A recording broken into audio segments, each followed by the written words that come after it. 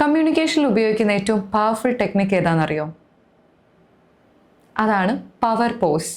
എന്താണെന്ന് ഇപ്പോൾ തന്നെ മനസ്സിലായിട്ടുണ്ടാവും. നമ്മൾ പറയുന്ന ഒരു സെൻറ്റൻസിന് കൂടുതൽ സ്ട്രെസ് ലഭിക്കാൻ, അതുപോലെ തന്നെ ക്യൂരിയോസിറ്റി ജനറേറ്റ് ചെയ്യാൻ, ആളുകളുടെ അറ്റൻഷൻ കിട്ടാനൊക്കെ വേണ്ടിയിട്ടാണ് നമ്മൾ ഈ 2-3 സെക്കൻഡ് ദൈർഘ്യമുള്ള സൈലൻസ് ഉപയോഗിക്കുന്നത്. ഇനി എവിടെയൊക്കെയാണ് എങ്ങനെയൊക്കെയാണ് ഈ പവർ പോസ് യൂസ് ചെയ്യേണ്ടത് എന്ന് പറയാം. Public speaking, seminar presentation, meeting, ഇവിടെയൊക്കെയാണ് പവർ പോസ് കൂടുതൽ യൂസ്ഫുൾ ആകുന്നത്.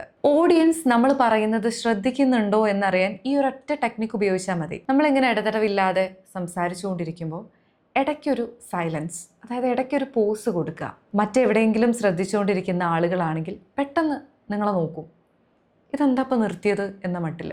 മാത്രമല്ല, എവിടേക്കാണ് നമുക്ക് നിർത്തേണ്ടത്, എവിടേക്കാണ് നമുക്കൊരു സ്ട്രെസ് കൊടുക്കേണ്ടത്, ഒരു ക്വസ്റ്റ്യൻ ചോദിക്കേണ്ടത്, ഇവിടെയൊക്കെ നമുക്ക് ഈ പോസ് കൊടുക്കാവുന്നതാണ്. പോസ് ഉപയോഗിക്കുമ്പോൾ നിങ്ങളുടെ കമ്മ്യൂണിക്കേഷനിൽ വരുന്ന മാറ്റങ്ങൾ എന്തൊക്കെയാണെന്ന് പറയാം. ഒന്നാമത്തെ കാര്യം, കൂടുതൽ ക്ലാരിറ്റി ഉണ്ടാവുന്നു. നിങ്ങൾ പറയുന്നത് എന്താണ് എന്ന് ഓഡിയൻസിന് കൂടുതൽ ക്ലിയർ ആകുന്നു. അവരുടെ ശ്രദ്ധ നമുക്ക് കിട്ടുന്നു. നമ്മൾ പറയുന്ന സെൻറ്റൻസിന് കൂടുതൽ സ്ട്രെസ് കൊടുക്കാൻ വേണ്ടി പറ്റുന്നു.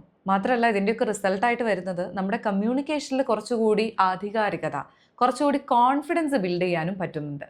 കമ്മ്യൂണിക്കേഷനിലും വോയിസിലും ശ്രദ്ധിക്കേണ്ട കുറച്ച് കാര്യങ്ങളാണ് പറഞ്ഞിട്ടുള്ളത്. നെക്സ്റ്റ് അടുത്ത വീഡിയോയിൽ കാണാം.